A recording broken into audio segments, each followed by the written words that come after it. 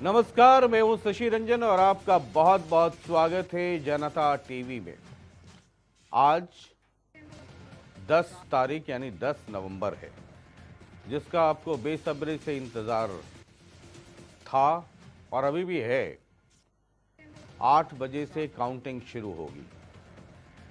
हरियाणा में एक सीट पर उपचुनाव है और लगातार हम ये कह रहे हैं कि इस एक सीट से सरकार की सेहत पे यूं तो कोई बहुत ज्यादा असर नहीं पड़ेगा, लेकिन जो विधानसभा चुनाव हुए उसके बाद ये पहला उपचुनाव है और ये महत्वपूर्ण इसलिए है कि इस एक सीट के उपचुनाव के जो नतीजे आएंगे उसका आकलन कई तरीके से किया जाएगा। पिछली बार आपको याद है कि खट्टर साहब की अकेले की सरकार यानी बीजेपी की पूर्ण बहुमत वाली सरकार थी। इस बार जेजेपी साथ में है, एक इंजन। उसके बाद जेजेपी को बीजेपी जरा चेक एंड बैलेंस वाले फॉर्मूले पे रखते हुए कई इंडिपेंडेंट्स को भी मंत्री बनाया गया, यानी कि सब पे चेक एंड बैलेंस। और बीजेपी की जो सरकार है या बीजेपी की सरकार ना कह के इसे मल्टी इंजन की सरकार कहना शायद ज़्यादा वाजिब होगा। तो चुनाव हर तरीके से एक रेफरेंडम है। इस मल्टी इंजन सरकार के प्रति लोगों का क्या रुझान है, ये देखना बहुत दिलचस्प होगा।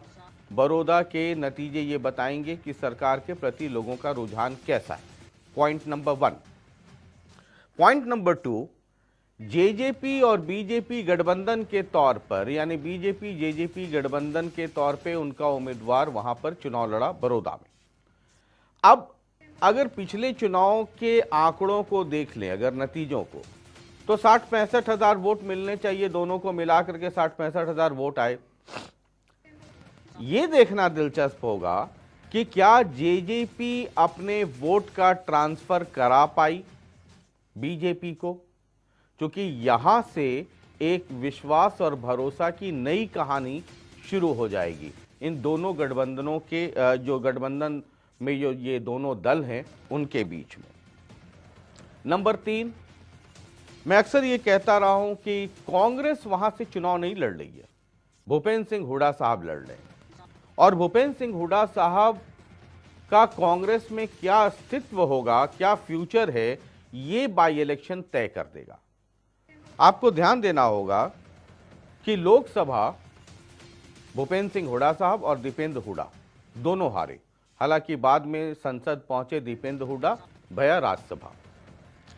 अब ये जो सोनीपत, रोहतक, झज्जर, ये वो इलाके हैं जहां कहा जाता है कि हुड्डा साहब की चौधर है और जबरदस्त चौधर है।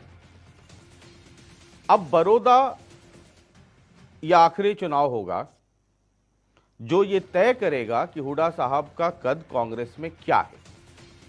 वो इसलिए कि जो जीत और हार का मार्जिन, हालांकि अभी नतीजे आने हैं, लेकिन अगर एक क्षण के लिए मान लें कि कांग्रेस वहां से जीत रही है, तो मार्जिन क्या है ये हुड्डा साहब का तय करेगा कद। वो 2000 से जीतते हैं, 5000 से जीतते हैं, 10,000 से जीतते हैं, 20,000 से जीतते हैं, 25,000 से जीतते हैं या 50,000 से जीतते हैं, ये कांग्रेस में उनका भविष्य तय करेगा। पॉइंट नंबर 4, ये चाचा भतीजा दोनों अलग हो गए, जेजेपी पार्टी अलग हो गई, आईएनएलडी अलग हो गई। जो जींद बाई इलेक्शन था, जेजेपी बनने के बाद पहला चुनाव जेजेपी ने वहां से लड़ा था। आईएनएलडी का जो वोट है वो जेजेपी में शिफ्ट हो गया और उसके बाद विधानसभा चुनाव हुए, लोकसभा चुनाव हुए, विधानसभा के नगर पालिका के चुनाव हुए थे जींद बाई इलेक्शन के पहले, और अब ये बाई इलेक्शन है। आईएनएलडी के लिए देखना यह दिलचस्प होगा कि उनके वोटर जो जेजेपी में शिफ्ट हो गए थे, क्या बड़ौदा बाई इलेक्शन में उनकी वापसी हो रही है या नहीं हो रही है। यानी ये एक सीट, बड़ौदा की एक सीट हरियाणा की राजनीति का भविष्य बताने के लिए काफी है। और जब हम बड़ौदा की बात कर रहे हैं तो बड़ौदा के साथ साथ लोगों की नज़र बिहार पे भी होगी कि बिहार में क्या होने वाला है। और वहाँ जैसा तेजस्वी कहते हैं डबल इंजन की सरकार है, यानी कि जेडीयू और बीजेपी की सरकार है। पिछले चुनाव में दिलचस्प ये रहा कि जेडीयू और आरजेडी यानी नीतीश कुमार और लालू यादव मिलकर के चुनाव लड़े और स्वीप किया, और तकरीबन 1.5 साल सरकार चली और फिर सरकार गिरी और नीतीश कुमार यानी कि जेडीयू बीजेपी के साथ मिलकर के सरकार बना ली और आरजेडी ऑपोजिशन में चली गई और तेजस्वी लीडर ऑफ ऑपोजिशन हो गए। 9 तारीख यानी कल जो गुजर गया वो उनका बर्थडे था, 31 साल के हो गए हैं। तो 31 साल के लड़के का क्या कमाल होता है ये देखना बहुत दिलचस्प होगा बिहार में। मध्य प्रदेश 28 सीटें हैं, 8 सीटें महज चाहिए शिवराज सिंह चौहान को अपनी सरकार बचाने के लिए। लेकिन अगर कंफर्टेबल मेजॉरिटी चाहिए और स्थायी सरकार चाहिए तो कम से कम 20 सीटें बीजेपी को मध्य प्रदेश में जीतनी होंगी। और अगर कांग्रेस सत्ता में वापसी चाहती है मध्य प्रदेश में तो कम से कम 21 सीटें उनको 28 में से जीतनी होगी। उनके अलावा बहुत सारे दूसरे राज्यों में कुल मिलाकर के 11 राज्यों में चुनाव हो रहे हैं, चुनाव और उपचुनाव। तो ये सब देखना बहुत दिलचस्प होगा। और 2 लोग इस वक्त जुड़ रहे हैं। पहले हम कहाँ चले पीसीआर? पहले हम बड़ौदा चलते हैं और उसके बाद हम आपको पटना भी लेकर के चलेंगे। बड़ौदा में हमारे सहयोगी हैं, वहां पर भविष्य। भविष्य, आप बड़ौदा में हैं, वहां पर मौसम दिल्ली से तो बेहतर ही होगा। यहाँ तो इस फॉग नहीं स्मॉग है और दूर तक दिल्ली में साफ साफ नहीं दिख रहा है। लेकिन आप बड़ौदा में हैं तो बड़ौदा की तस्वीर आपको वहां दिख रही होगी। पहले तो ये बताइए कि मतगणना का काम शुरू हो गया या क्या तैयारियां हैं वहां पर? जी बिल्कुल शशि, देखिए जैसे ही आज हम बड़ौदा पहुंचे हैं और मतगणना केंद्र पर जो कि बिट्स में बनाया गया है भारत इंस्टीट्यूट ऑफ टेक्नोलॉजी में, यहाँ पर मतगणना को लेकर तमाम तैयारियां पूरी कर ली गई हैं। मतगणना क्योंकि 8 बजे से शुरू होनी थी और मतगणना अब शुरू हो चुकी है, 8 से ऊपर का वक्त हो चुका है। और जैसा आप कह रहे थे शशि जी की क्योंकि दिल्ली में तो केवल स्मॉग दिख रहा था, लेकिन बड़ौदा की अगर बात करें तो यहाँ पर धुंध सुबह से काफी छाई हुई थी। जैसे ही हम यहाँ पर पहुंचे तो लगभग विजिबिलिटी एकदम कम हो गई थी। और कुछ उसी तरह की तस्वीर उपचुनाव की भी है, क्योंकि सबको इंतजार है कि कौन आखिर बड़ौदा के इस जंगल में 20 साबित होने वाला है। और अब धीरे धीरे क्योंकि काउंटिंग शुरू हो चुकी है तो धुंध धीरे धीरे कम होती जा रही है। सूरज भी निकल चुका है तो धुंध भी छटनी यहां से शुरू हो चुकी है। और जैसे जैसे दिन आगे बढ़ेगा वैसे वैसे बड़ौदा के उपचुनाव की पूरी तस्वीर साफ हो जाएगी। शशि जी, अगर तैयारियों की बात करूं तो 14 टेबल लगाई गई है, 20 राउंड में काउंटिंग यहां पर होनी है। और सुरक्षा के लिहाज से बात करूं तो धारा 144 प्रशासन की तरफ से लगा दी गई है। 500 मीटर के दायरे में कई पुलिस चेक पोस्ट लगाए गए हैं और 3 टायर सुरक्षा की व्यवस्था की गई है। CISF, IRB और स्थानीय पुलिस यहां पर तैनात है। धारा 144 के तहत तमाम लोगों की चेकिंग की जा रही है। बिना पास के जो है किसी को एंट्री दी नहीं जा रही है फिलहाल। और स्थिति फिलहाल ऐसी है कि क्योंकि सुबह सुबह का वक्त है और तमाम अधिकारी जो है वो यहाँ पर पहुंच चुके हैं, क्योंकि 14 ड्यूटी मजिस्ट्रेट लगाए गए हैं। तमाम जो इलाके हैं जिले के अलग अलग SDMs हैं उनको ड्यूटी मजिस्ट्रेट के तौर पर नियुक्त किया गया है। उनके साथ साथ जो है एक पुलिस अधिकारी की भी तैनाती की गई है। तो सुरक्षा के चाक चौबंद इंतजाम है। जी चलिए, अब भविष्य आप बने रहिए और अपने तमाम दर्शकों को ये बता दें कि तमाम जगहों पर हमारे सहयोगी हैं, कई जगह पे वरिष्ठ पत्रकार हैं। और अब हम आपको सीधे लिए चलेंगे पटना, जहां पर हम बहुत ही सीनियर जर्नलिस्ट जो बिहार की ज़मीन को बहुत करीब से पढ़ते रहे हैं दशकों से, इंद्रजीत सिंह, हम उनके पास चलेंगे, सीधे पटना रुख करना चाहेंगे। और जब तक वो जुड़ते हैं एक बार दर्शकों को ये बता दें कि हमने पूरे स्क्रीन पर क्या इंतजाम किया हुआ है। एक तो हरियाणा में सबकी नज़र बड़ौदा पर है, तो हमने खास तौर पे इंतजाम किया हुआ है कि ये जो आप नीचे में देख रहे हैं ये किसको कितने वोट मिल रहे हैं हर राउंड में। तकरीबन 20 राउंड में यहाँ पे काउंटिंग होगी, हर राउंड में किसको कितने वोट मिल रहे हैं और कुल मिला के मान लीजिए 10 राउंड हो गए तो 10 राउंड मिलाकर के अब तक कितने वोट हुए वो भी हम आपको दिखाएंगे। और उसके नीचे राउंड वाइज भी आप देख पाएंगे कि हर राउंड में किसको कितने वोट मिल रहे हैं। हमारे ऊपर जो आप ये टैली देख रहे हैं इस पे भी सबकी नजर है। बिहार सिर्फ हिंदुस्तान नहीं, पूरी दुनिया में नजर रहेगी बिहार पर। और जिस तरीके से वहां पे चुनाव हुआ और जो सियासी ड्रामा हुआ उसको भी लेकर के, तो आप देखेंगे कि एक तो आरजेडी प्लस यानी महागठबंधन, एनडीए और एलजेपी एक बड़ा, जब आप सब्जी बनाते हैं तो लास्ट में उतारने के पहले गरम मसाला डालते हैं ताकि उसमें स्वाद आ जाए। तो गरम मसाला के तौर पे बिहार चुनाव में एलजेपी यानी कि चिराग पासवान है, उनके पिता अभी हाल में ही उनका देहांत हो गया चुनाव के दरमियान ही, रामविलास पासवान जी का। तो उनके बेटे हैं, अब वो पार्टी संभाल रहे हैं, तो उनका क्या करिश्मा रहता है और अन्य बाकी लोगों को क्या है। उसके अलावा हम आपको ये भी बताते रहेंगे ऊपर की टैली में कि अगर आरजेडी है तो आरजेडी को कितनी सीटें मिल रही हैं, कांग्रेस को कितनी और लेफ्ट को कितनी।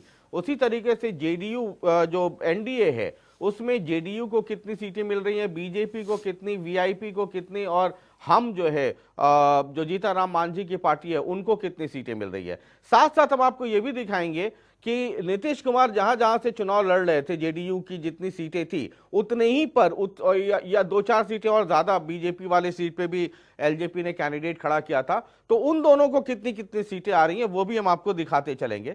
जो लेफ्ट इस तरफ जो आप देख पा रहे हैं, नहीं इस तरफ जो देख पा रहे हैं, ये कुल मिलाकर के 11 राज्यों में चुनाव हो रहे हैं। तो एक तो ऊपर बिहार हो गया, नीचे हरियाणा हो गया, और बाकी के जो 9 राज्य बच गए उनमें क्या स्थिति है वो आपको इस टैली में आपको देखने को मिलेगा। और ये जो टैली है, इधर जो आप तस्वीर वाली देख रहे हैं, वो हरियाणा में कौन बढ़त बनाए हुए है और कितने वोट के साथ बढ़त है वो आपको दिखता रहेगा। यानी कि कुल मिलाकर के पूरे हिंदुस्तान की तस्वीर विद हरियाणा इनपुट आपको यहां पर एक जगह एक स्क्रीन पे मिल जाएगा। और अब हम सीधे चलना चाहेंगे पटना, क्योंकि नजर सबकी है वहां पर। इंद्रजीत सिंह जी जो बहुत ही सीनियर जर्नलिस्ट हैं और पिछले कई दशक से बिहार को कवर करते रहे, बिहार की सरजमी से। और खास बात यह है कि जो 15 साल की बात की जाती रही, तो नीतीश के भी 15 साल को कवर किया है और लालू यादव के भी 15 साल को कवर किया। उसके पहले कांग्रेस की सरकार थी, तब भी इंद्रजीत सिंह वहां पर बतौर जर्नलिस्ट मौजूद रहे। बहुत बहुत स्वागत है आपका। आवाज मिल रही है हमारी? हाँ शशि, आपकी आवाज आ रही है। चलिए, बहुत बहुत स्वागत है और बहुत बहुत शुक्रिया हमसे जुड़ने के लिए।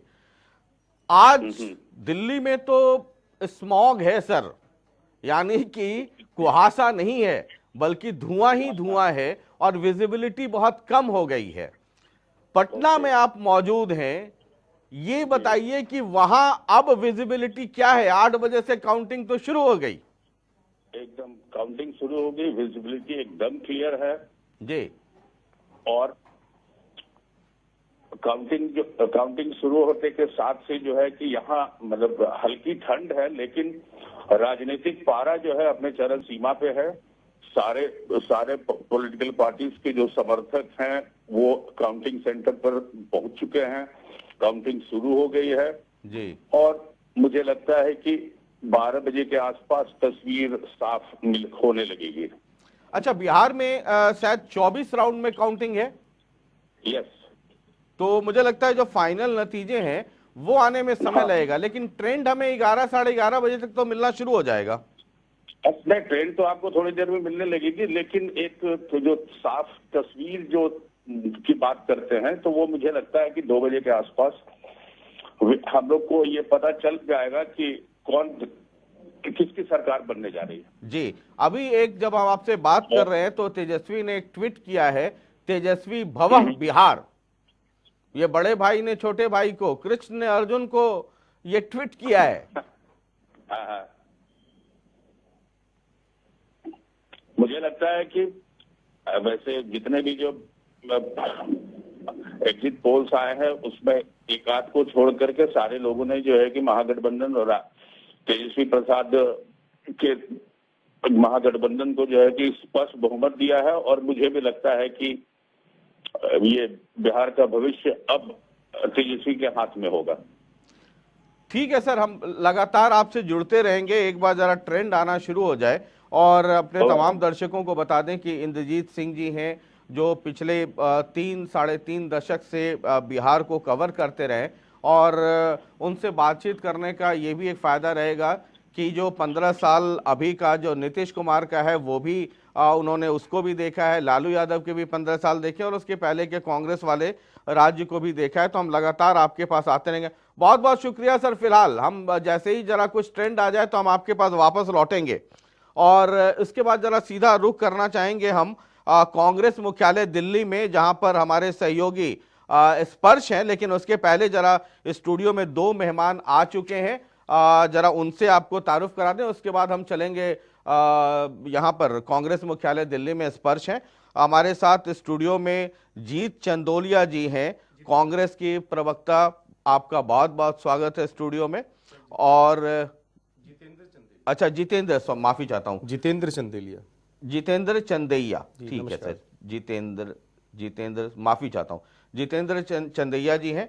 और आईएनएलडी की तरफ से जगजीत कौर पन्नू जी हैं, बहुत बहुत स्वागत है आपका भी। जरा हम बड़ौदा के बारे में आपसे बातचीत करेंगे, लेकिन एक बार पहले जरा स्पर्श के पास चलते हैं। कांग्रेस मुख्यालय दिल्ली में मौजूद हैं। आपके पीछे मैं फॉग नहीं, स्मॉग देख पा रहा हूं। क्या है हलचल इस वक्त कांग्रेस मुख्यालय में? क्योंकि कई राज्यों में चुनाव है, सबकी नज़र बिहार पे भी है, बड़ौदा में भी यहाँ पर चुनाव हो रहा है, तमाम तरह की चीज़ें। तो अभी जरा कांग्रेस मुख्यालय में क्या, कितनी गर्मी है?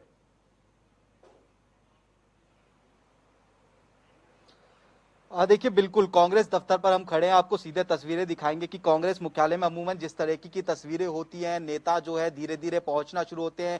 और जैसा कि दिल्ली में आज सुबह से ही जो स्मॉग देखने को मिलती है, और स्मॉग के कारण जो विजिबिलिटी होती है वो कम हो जाती है।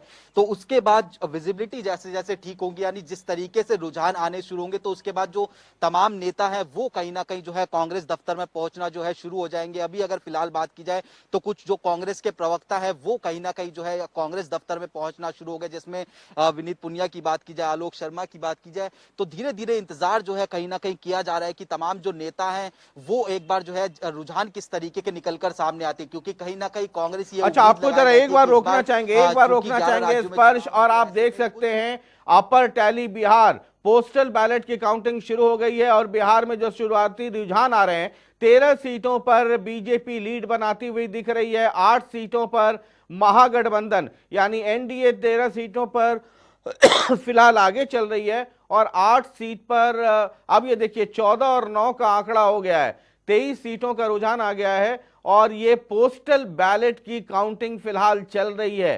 तमाम दर्शकों को बता दें कि ये रुझान अब आहिस्ता आहिस्ता आपको बढ़ेंगे, और एक दफा जब फर्स्ट राउंड की पहला जो राउंड है वो पोस्टल बैलेट्स की काउंटिंग होती है हर जगह, ये पोस्टल बैलेट की ही राउंड की काउंटिंग है। और मैं एक बार दर्शकों को याद दिला दूं कि जब पिछली बार बिहार में चुनाव हो रहा था, जब मतगणना हो रहा था, तो पोस्टल राउंड की काउंटिंग पे बीजेपी मुख्यालय में खूब पटाखे भी बट छूट गए थे, और मिठाइयाँ भी बंटनी शुरू हो गई थी। इस बार माफ कीजिएगा, इस बार लोगों ने एहतियात बरता है और कहा है कि भाई साहब 11-12 बजे के पहले कोई पटाखा नहीं, और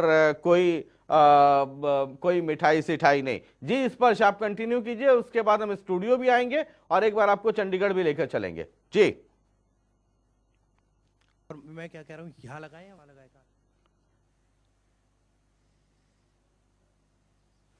वो जैसे जैसे जो है आते जाएंगे, स्थिति जो है स्पष्ट होती जाएगी, तो उसके बाद जो है तमाम नेता अपनी जो है प्रतिक्रिया देते हुए नजर आएंगे। हमने सुबह कुछ नेताओं से बात करने की भी कोशिश की थी, तो तमाम ये नेता कह रहे थे कि पहले एक बार रुझान स्पष्ट हो जाए, क्योंकि कांग्रेस कहीं ना कहीं जो है उम्मीद लगाए हुए, मसलन हम बड़ौदा उपचुनाव की बात की जाए तो बड़ौदा में कांग्रेस उम्मीद लगाए हुए कि बड़ौदा जो है जीतने वाली है। बिहार की बात करें तो जिस तरीके से महागठबंधन को लेकर जो है रुझान निकलकर सामने आ रहा है कि महागठबंधन की सरकार बन सकती है, ऐसे में कांग्रेस दफ्तर में जो है इंतजार जो है कहीं ना कहीं किया जा रहा है। अमूमन जिस तरह की तस्वीरें कांग्रेस दफ्तर में जो हर चुनाव से पहले जो है सुबह सुबह देखने को मिलती थी, मीडिया जो कर्मी है उनका जमावड़ा देखने को मिलता है, लेकिन जो बड़े नेता होते हैं वो कहीं ना कहीं इंतजार करते हैं कि जैसे जैसे जो है रुझान जो है सामने आए, स्थिति स्पष्ट होते जाए, तो उसके बाद जो है बड़े नेता पार्टी दफ्तर में पहुंचना शुरू करते हैं।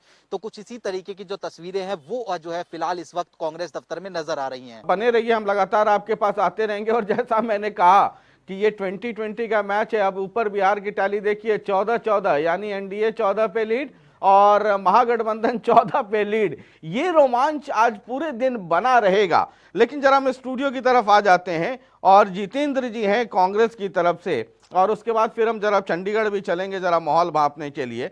जितेंद्र, ये बड़ौदा कितना इम्पोर्टेंट है? और मैं अक्सर ये कह रहा हूं कि ये जो बड़ौदा का चुनाव है ये कांग्रेस के लिए नहीं, ये भूपेंद्र सिंह हुड्डा के लिए बड़ा महत्वपूर्ण है। और साथ ही साथ दर्शकों को ये भी बता दें कि अगर कांग्रेस यहाँ पे या तो कांग्रेस जीते या बीजेपी जीते, दोनों सूरत में रिकॉर्ड बनने वाला है।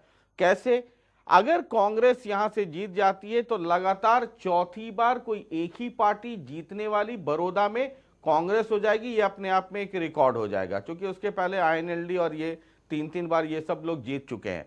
और अगर बीजेपी जीतती है तो बड़ौदा में बीजेपी का खाता खिल जाएगा, यानी कमल का फूल खिलेगा। ये भी एक रिकॉर्ड होगा। दोनों ही सूरत में रिकॉर्ड बनने वाले हैं। बहरहाल जितेंद्र, आपकी टिप्पणी। धन्यवाद शशि रंजन जी। मैं बताना चाहता हूं आपके चैनल के माध्यम से सभी दर्शकों को कि आज देश के अंदर जो चुनाव हैं, बिहार की बात की जाए, चाहे मध्य प्रदेश की बात की जाए, चाहे यूपी के कुछ जिलों की बात की जाए, या हरियाणा के बड़ौदा की बात की जाए, तो मैं हरियाणा के बड़ौदा पर आता हूं।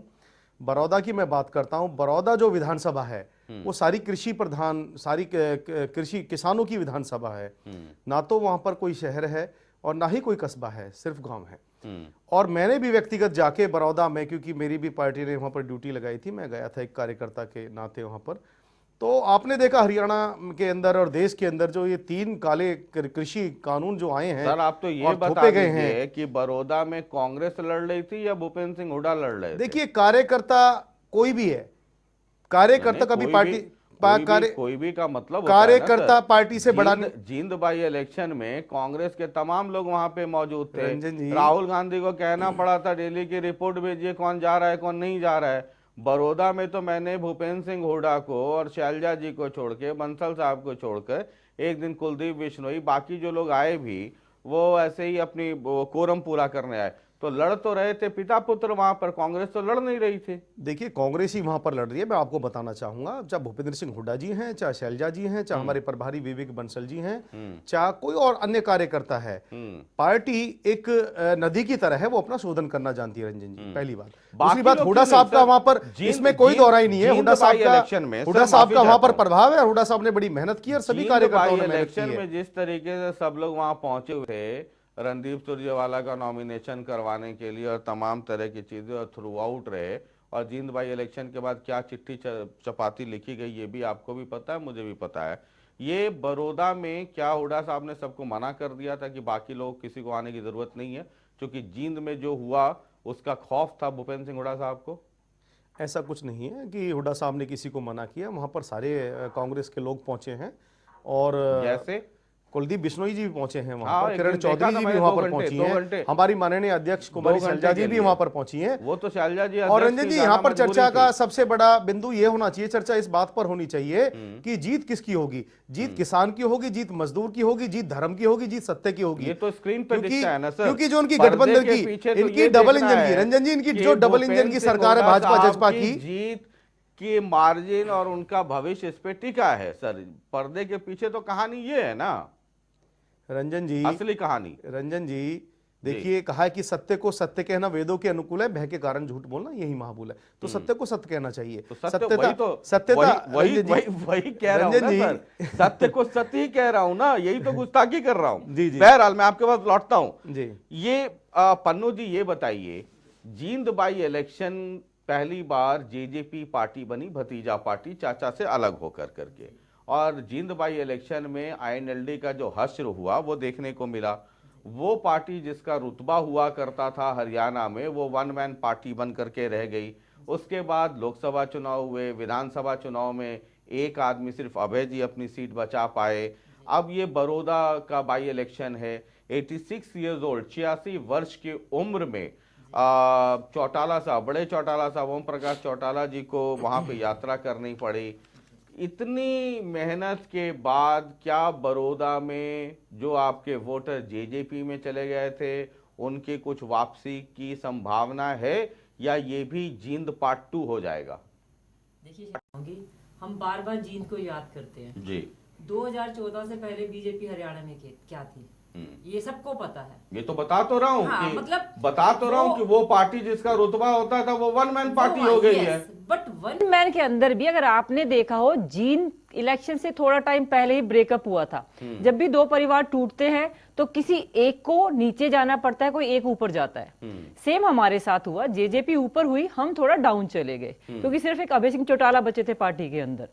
बट उस एक साल के अंदर आपने भी नोट किया होगा, आज लोगों के अंदर, इस बड़ौदा चुनाव के अंदर, मैं भी बड़ौदा गई हूँ, 54 गांव पड़ते हैं वहां पे, और जो मैंने लोगों में देखा वो आज अभय सिंह की जो इज्जत, जो मान सम्मान करते हैं, वो शायद आप वही बात आ गई कि मान सम्मान वोट में तब्दील होगा एग्जैक्टली या नहीं होगा, मैडम? बिल्कुल होगा। इस बार आप अभी आप देखिएगा, आपके सामने वो तो घंटे 2 घंटे में आने लगेगा। इनेलो आपको हमने तो वो इंतजाम किया है कि नीचे में हर राउंड में किसको कितने वोट मिल रहे हैं वो सब दिख जाएगा। शशि रंजन जी, ये पक्की बात है और पूरी उम्मीद है हमें कि इस बार बड़ौदा चुनाव बिल्कुल रिपीट नहीं होगा और हम लोग बहुत अच्छे में आकर स्टैंड करेंगे। चलिए ठीक है, जरा चंडीगढ़ में पवन है हमारे सहयोगी वहां पे मौजूद। पवन, जरा आप बड़ौदा को किस लिहाज से महत्वपूर्ण मानते हैं?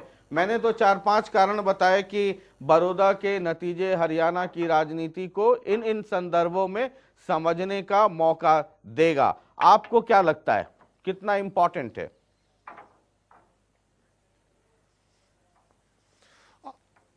जी बिल्कुल, देखिए बड़ौदा उपचुनाव के जो नतीजे हैं वो सबसे बड़ी चुनौती जो है वो इस वक्त गठबंधन की सरकार के लिए मैं समझता हूं, क्योंकि गठबंधन की सरकार ने अपना 1 साल का कार्यकाल पूरा किया है और बड़ौदा उपचुनाव जो है वो सरकार का एक एग्जाम है कि 1 साल के गठबंधन के कार्यकाल से लोग कितना संतुष्ट हैं।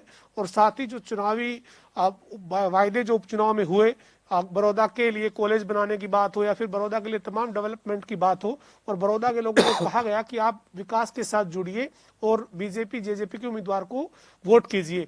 लेकिन ये नतीजे ये साफ करेंगे कि जो सरकार के डेवलपमेंट के लिए लोगों को अपने साथ जोड़ने के वायदे किए गए और जो प्रचार किया गया उसका कितना असर जो है वो लोगों पे हुआ। और साथ ही आप सरकार के लिए मैं इसको सबसे बड़ी चुनौती इसलिए मानता हूं क्योंकि ये चुनाव जो है वो सरकार के लिए एक एग्जाम की तरह है। गठबंधन की सरकार को लोग जो है वो वोट करते हैं या फिर कांग्रेस को वोट करते हैं या फिर आईएनएलडी को या फिर अन्य को वोट करते हैं, ये नतीजे साफ करेंगे। लेकिन कहीं ना कहीं सरकार के लिए एक बड़ी चुनौती था ये चुनाव, लेकिन अब नतीजे जब सामने आएंगे तो देखना होगा कि इसमें जो ये नतीजे किसके पक्ष में जाएंगे।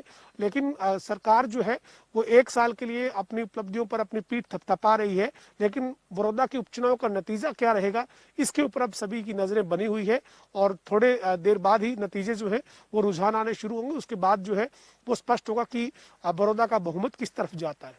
एक चीज पवन जरा ये समझाइएगा, चूंकि बीजेपी और जेजेपी गठबंधन है, मेरे लिए दिलचस्प ये होगा, जब मैं देख रहा था बड़ौदा को बहुत माइन्यूटली, मैं कवर भी कर रहा था बिहार आने के बाद, फिर बड़ौदा में ही था मैं, और जब मुख्यमंत्री का दौरा हो रहा था बड़ौदा में तो पहले दिन तो केसी बांगड़ और दिग्विजय मंच पर साथ थे, दूसरी बार जब गए तो दुष्यंत साथ में थे, यानी कि, और मैंने वो भी एक तस्वीर मंच पे देखी थी जिसमें केसी बांगड़ और जो जेजेपी के पुराने पिछले बार के उम्मीदवार है भूपेंद्र मल्लिक और योगेश्वर दत्त जो बीजेपी के मौजूदा कैंडिडेट हैं, पिछले बार भी थे, तीनों ने मंच पे कुर्ता ऐसे झोली फैलाई और कहा था कि हम झोली में आपका वोट मांगते हैं, ये तीनों एक साथ।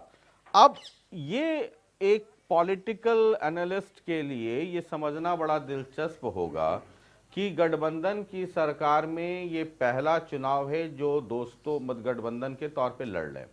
अब जेजेपी क्या अपना वोट जो पिछले बार मिला था उसका आधा या 1/3 भी क्या वो शिफ्ट करा पाती है? अगर जेजेपी अपने वोट को बीजेपी में शिफ्ट करा देगी तो कांग्रेस की करारी हार है, लेकिन वो शिफ्ट कितना होता है और अगर होता है तब और नहीं होता है तब, बिल्कुल दोनों में क्या फर्क पड़ेगा पोस्ट रिजल्ट हरियाणा की राजनीति और खासकर इस गठबंधन पर?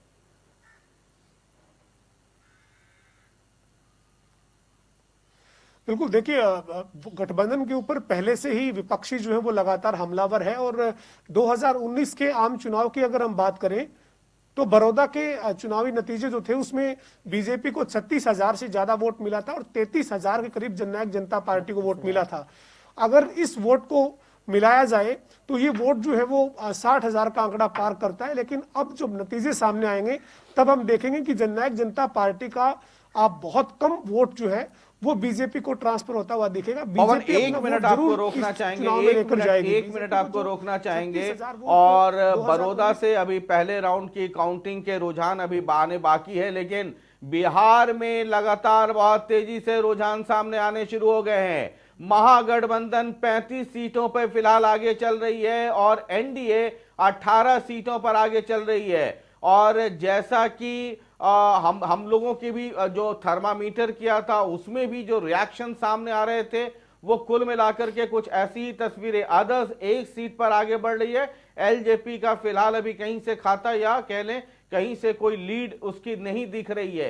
ये एक बड़ी खबर होगी और देश की राजनीति पर एक नया असर पड़ेगा, जहां बड़ौदा की एकमात्र सीट हरियाणा की राजनीति का भविष्य तय करेगी, वहीं पर बिहार के जो नतीजे आएंगे वो देश के रिजल्ट, देश की जो राजनीति है उस पर बहुत असर डालेगी। आने वाले वक्त में और भी बहुत सारे स्टेट्स में चुनाव है, सबसे बड़ा तो वेस्ट बंगाल में है, उसके बाद फिर यूपी आ जाएगा।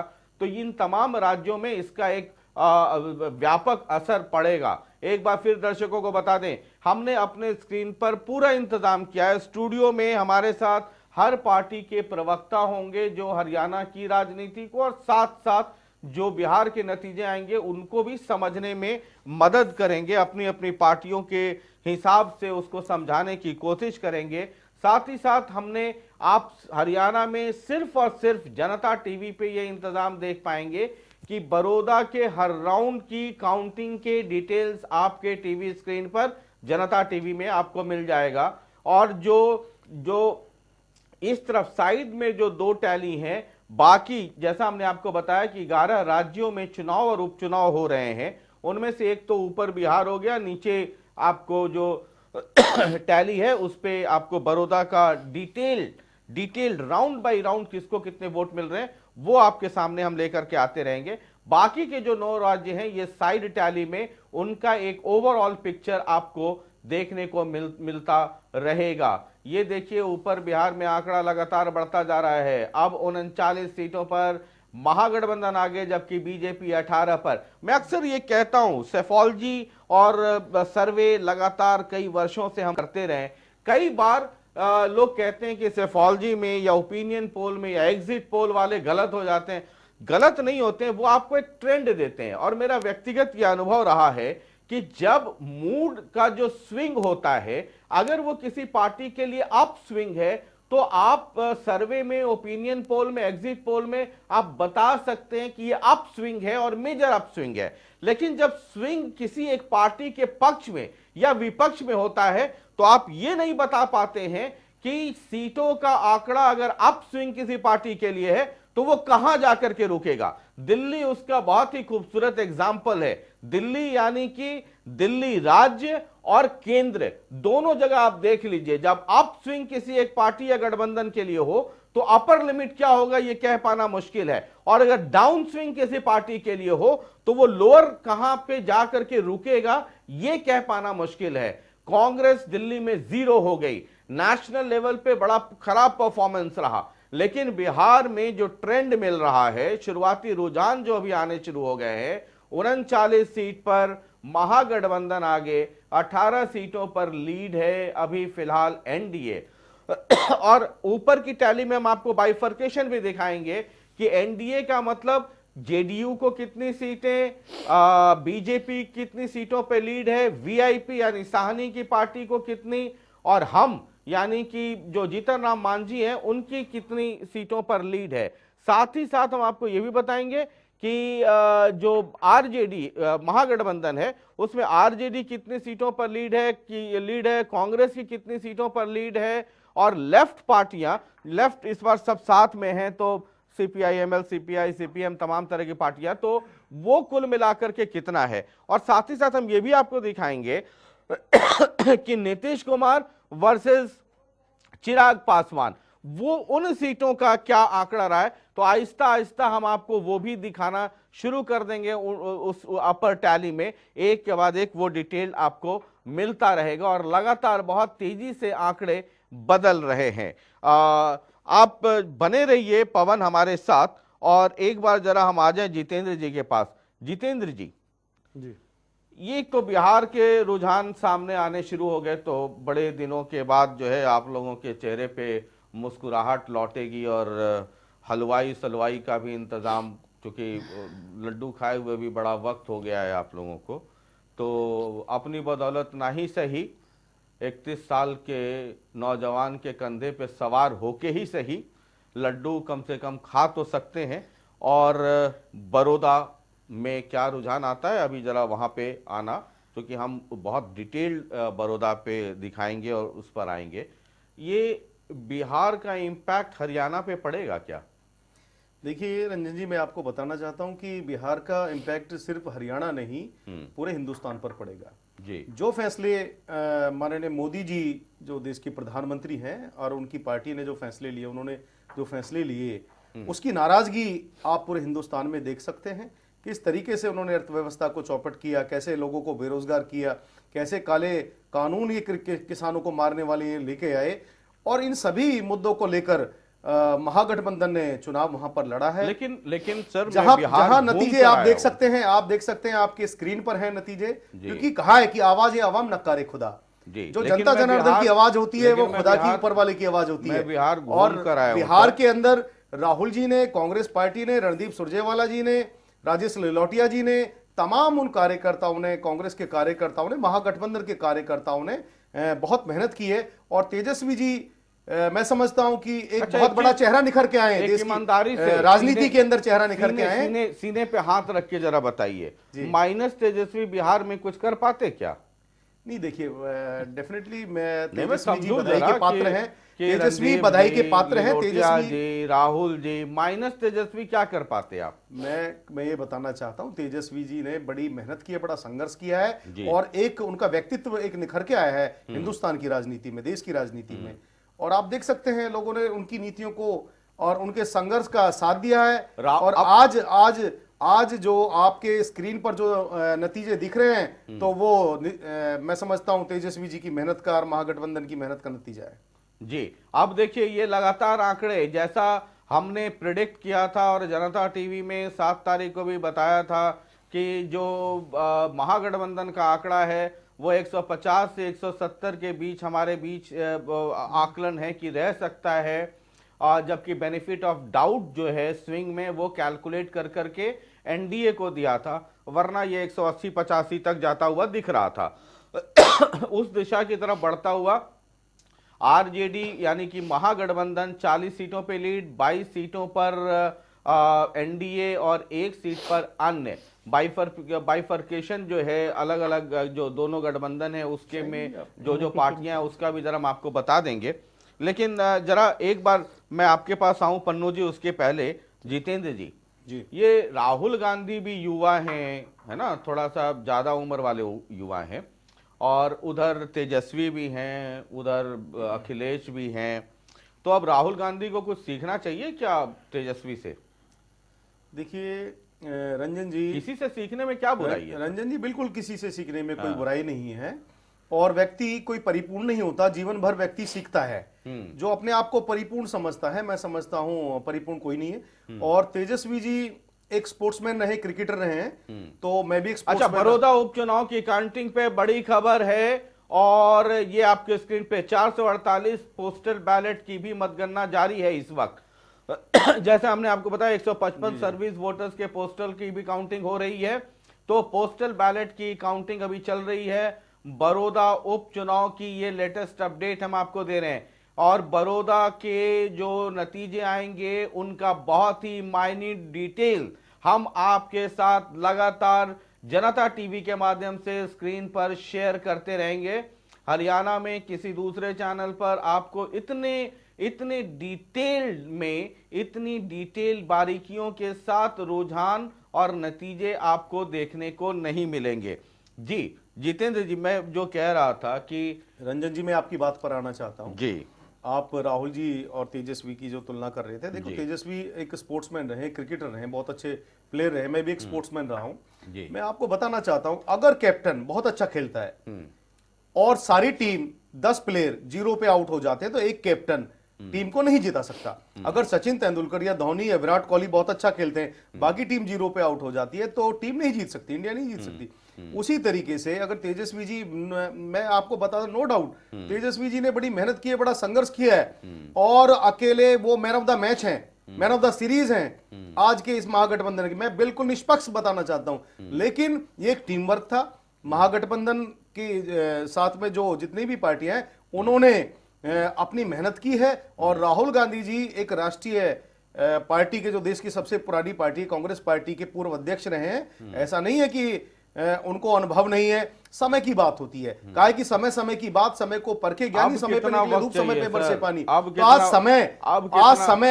आज समय महागठबंधन के साथ है, जनता का साथ महागठबंधन के साथ है, और आप देख सकते हैं आपके स्क्रीन पे नतीजे हैं, प्रत्यक्ष को प्रमाण की जरूरत नहीं है। हरियाणा में कांग्रेस के नेता जो है ना, क्योंकि दिल्ली आधा हरियाणा तो एनसीआर है सर जी, सुबह में कोई 10 जनपद जाता है, फिर दोपहर में कोई चला जाता है, फिर शाम में कोई चला जाता है। तो मैं बहुत सारे अपने कांग्रेस के मित्रों से पूछता रहता हूं कि भाई जब आप राहुल गांधी के यहाँ जाते हो मिलने के लिए, तो हरियाणा की समस्याओं के बारे में, हरियाणा में जो कांग्रेस में गुटबाजी है उसके बारे में जाते हो आप बात करने, या पूछने जाते हो कि राहुल बाबा शादी कब कर रहे हैं, आप ये जानकारी लेने जाते हो? मतलब आप इतनी बड़ी संख्या, हरियाणा के लोगों को अपॉर्चुनिटी है, क्योंकि आधा हरियाणा तो एनसीआर है, और आप दिल्ली के बहुत करीब हैं, मतलब आधा तो दिल्ली में ही हैं आप। तो इतनी मुलाकातें होती हैं, तो हरियाणा में या राहुल गांधी को नहीं दिखता है कि इतनी गुटबाजी है? मैं तो कांग्रेस को कहता हूं कि वो शोले फिल्म आपने भी देखी होगी, मैं अक्सर ये कहता हूं कि उसमें आपके हरियाणा कांग्रेस में जय भी हैं, बीरू भी है, वो एक रामनाथ नाई याद होगा जेल में सुरंग, वो भी है, अंग्रेजों के जमाने वाले जेलर भी हैं, गब्बर भी हैं, मतलब शोले फिल्म में जितने कैरेक्टर हैं वो सब के सब आपके हरियाणा कांग्रेस में है। और हरियाणा कांग्रेस को कोई पाकिस्तान और चाइना से दुश्मनों की जरूरत नहीं है, सब घर के अंदर है, जितना खोजिए उतना मिल जाएगा एक दूसरे के लिए। मतलब हरियाणा में जो कांग्रेस की स्थिति हुई है उसके लिए कोई दूसरा बहुत जिम्मेदार नहीं है सर, इसको बहुत ईमानदारी से मानिए। भले आप टीवी के स्क्रीन पे या अखबार के स्टेटमेंट में या रैलियों पे नहीं माने, अंदर खाने तो मानते ही होंगे ना इस बात को। रंजन जी, मैं आपको निष्पक्ष होकर एक बात बताना चाहता हूं। मैं उम्मीद करूंगा कि आप निष्पक्ष रहें पार्टी और दिल पे हाथ रख करके, जी, मैं दिल पे हाथ रख के बोल रहा हूं, आंगन कुटी छवाए। जी, मैं दिल पे हाथ रख के बोल रहा हूं, सत्य बोल रहा हूं। रंजन जी, पार्टी एक नदी की तरह होती है, और नदी अपना शोधन करना जानती है, और जो भी हरियाणा में पूर्व में जो भी रहा हो, चाहे गुटबाजी रही हो कांग्रेस के अंदर, चाहे कुछ भी रहा हो, तो उसके ऊपर राहुल जी के पास पूरी रिपोर्ट है, एक एक व्यक्ति की रिपोर्ट है कि कांग्रेस के लिए ईमानदारी से, पार्टी के लिए ईमानदारी से कौन काम हरियाणा या देश में कर रहा है। हरियाणा से भी और बीजेपी के प्रत्याशी फिलहाल यहाँ पर मतगणना स्थल पर पहुंचे हैं। योगेश्वर जी, क्या कुछ देख रहे हैं, किस तरीके से देख रहे हैं, क्योंकि 2019 विधानसभा के बाद अब ये उपचुनाव कितना मजबूती मान रहे हैं इस बार? देखिए, बहुत महत्वपूर्ण है ये, बड़ौदा के लिए बहुत ज़्यादा महत्वपूर्ण है आज का दिन, यहाँ बड़ौदा के विकास के लिए, बड़ौदा की प्रगति के लिए, और भगवान सब भली करेंगे। लोगों ने खूब आशीर्वाद प्यार हमें दिया हुआ है। इस बार लग रहा है कि कांग्रेस का जो गढ़ कहा जाता है, किला कहा जाता है, वो ढह जाएगा। गढ़ लोगों का होता है, जनता का गढ़ होता है। जनता जिसको चाहती है सिर पे बिठाती है, जिसको चाहती है उठा के फेंक देती है। इसलिए ये किसी का गढ़ नहीं है, जनता का गढ़ है, बड़ौदा के लोगों का ये गढ़ है। कितने क्योंकि पिछली विधानसभा में जो अंतर था वोटों का हार जीत में, इस बार लग रहा है बहुत मजबूती के साथ आगे जाएंगे। बहुत अच्छा होगा इस बार, काफी मार्जिन से यहाँ से कमल खिलेगा। ओके भैया, आराम। बहुत बहुत शुक्रिया योगेश्वर दत्त जी, बहुत बहुत शुक्रिया। तो योगेश्वर दत्त हमारे ऐसा यहाँ पर मौजूद थे, मतगणना स्थल पर वो पहुंचे और जीत का दम भर रहे हैं, लगातार मजबूती के साथ ये बात कह रहे हैं कि इस बार एक अच्छी जीत, एक मजबूत जीत जो है बड़ौदा हल्के में वो स्थापित करेंगे।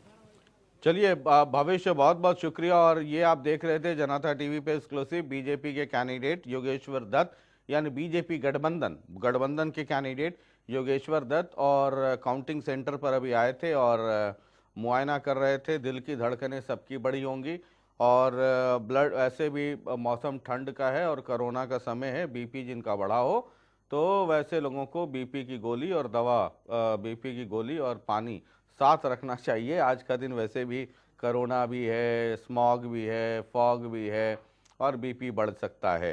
तो जरा पवन आपके पास आ जाएं, और आपके पास आए उसके पहले एक बार जरा पन्नू जी के पास आ जाएं।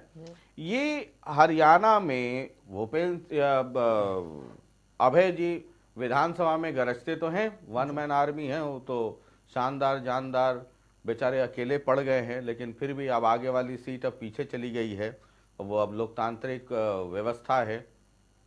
ये जितना हो रहा है खेल या जो भी पॉलिटिकल डेवलपमेंट हो रहा है, इनेलो कहीं दूर बैठ कर करके उसको देखती रहेगी या कोई अहम भूमिका भी आपको लगता है कि बन पाएगा, या भतीजों ने ये हालत कर दी है कि क्या कहूँ आगे? शशि रंजन जी एक बात बहुत क्लियर कहना चाहूंगी। अभी आपने बोला अकेला गरजता है। अगर एक इंसान में अकेले में इतना दम है तो आपको लगता है वो इतना हल्का होकर बैठ जाएगा? मैडम हर जगह झारखंड तो हो नहीं सकता ना कि एक इंडिपेंडेंट एमएलए मधु कोड़ा मुख्यमंत्री हो जाए।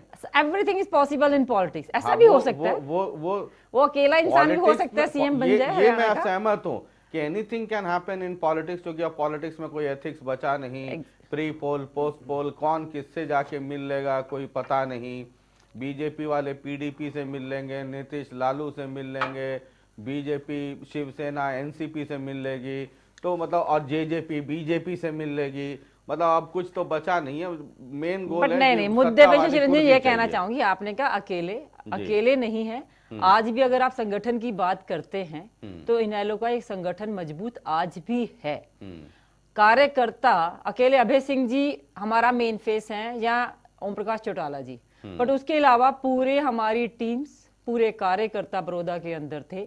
चुनाव का जो भी रुझान होगा वो सर माथे पर। एक बात मैं पब्लिक की आपको वहां कहना चाहूंगी, क्योंकि मैं खुद वहां पे थी, लोग टोटल अगेंस्ट हैं बीजेपी के, टोटल। ग्रामीणों का एक ही वादा, देखिए मैंने आपसे ये नहीं कहा, इस बार आप देखिएगा वोट बैंक 100% हमारा बड़ा है। मतलब अगर आपका वोट, देखिए बड़ौदा को इस हिसाब से भी समझिए ना, अगर आईएनएलडी बेहतर परफॉर्म कर ले और वोट अगर ले ले, है ना, तो कांग्रेस की हार है। एग्जैक्टली है। तो मतलब अगर कांग्रेस हारती है तो वो तभी संभव है जब आईएनएलडी इतना वोट ले ले कि फिर जो बाकी बचे वोट हैं उसमें से ही बंटवारा हो।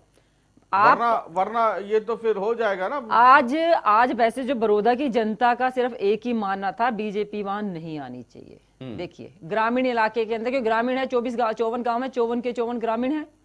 जनता का एक ही मकसद है, बीजेपी को हराओ। अब ये आप भी जानते हैं और मैं भी जानती हूँ, लास्ट जब वोट डालने जाते हैं वोटर का हक है, अगर उसने माइंड सेट कर लिया कि मुझे इन्हें हराना है तो लास्ट मोमेंट वो कहां जाता है किसी को नहीं पता। बट यस, ये 100% श्योर है, अभय सिंह जी की जो पोजीशन है आज बहुत स्ट्रांग है।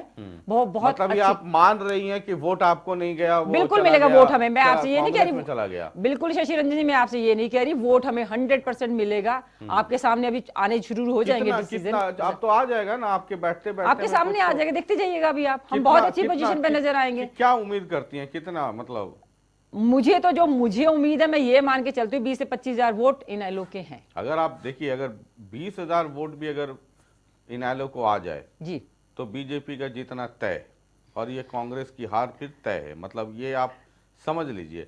और 25,000 आ गया तो बीजेपी अच्छे मार्जिन से जीत जाएगी। ये तो चुनावी गणित है। मतलब जी एग्जैक्टली सही कहा आपने। वो तो मतलब घड़े में उतना ही पानी है, उसमें से कौन कितना लोटा निकाल लेता है उसके ऊपर डिपेंड करता है।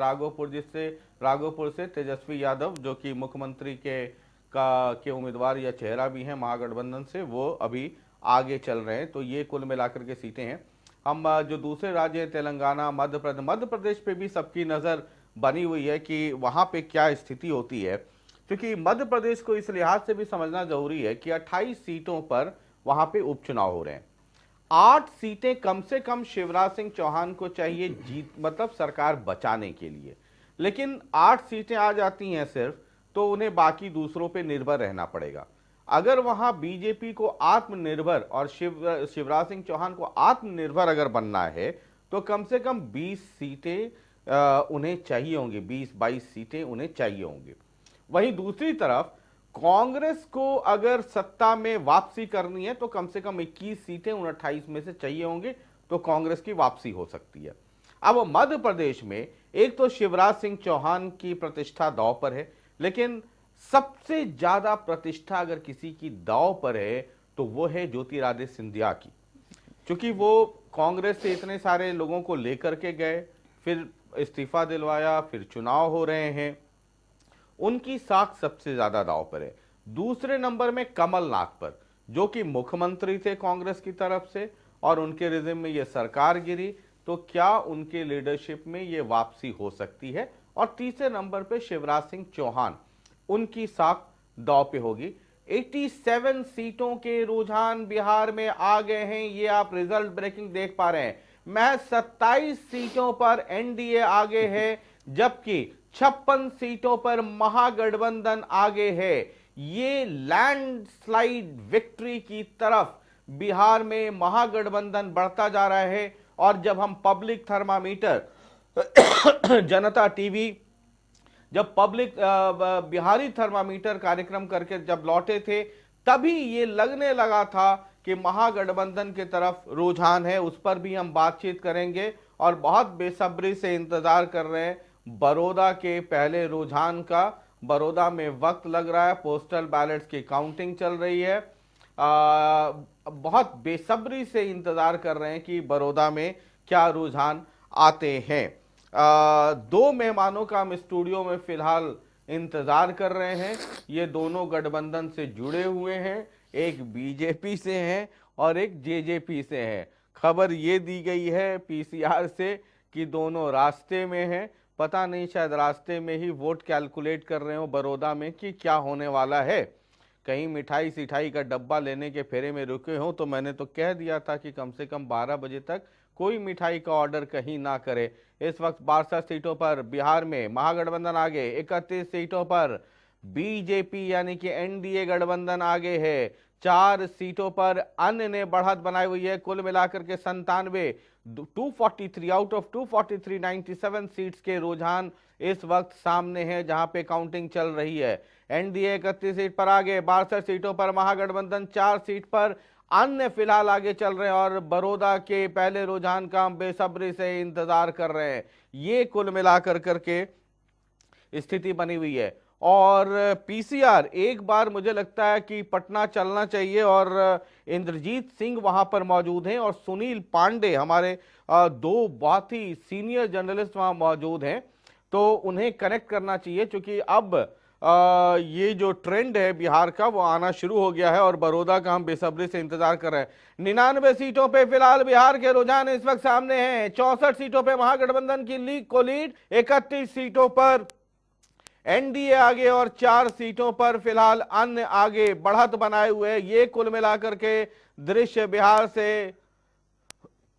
और यहां पर एक छोटा सा ब्रेक ले रहे हैं, कहीं मत जाइए। और साथ साथ अपने तमाम दर्शकों को बता दें कि जिस विंडो में हम हैं वहां पे ब्रेक वाले आइटम्स चलेंगे, लेकिन ये इर्द गिर्द जो पूरा माहौल है ये लगातार दिन में कभी भी 1 सेकंड के लिए भी नहीं हटेगा। इसलिए आप बने रहिए। बस यूं गए और यूं लौटे।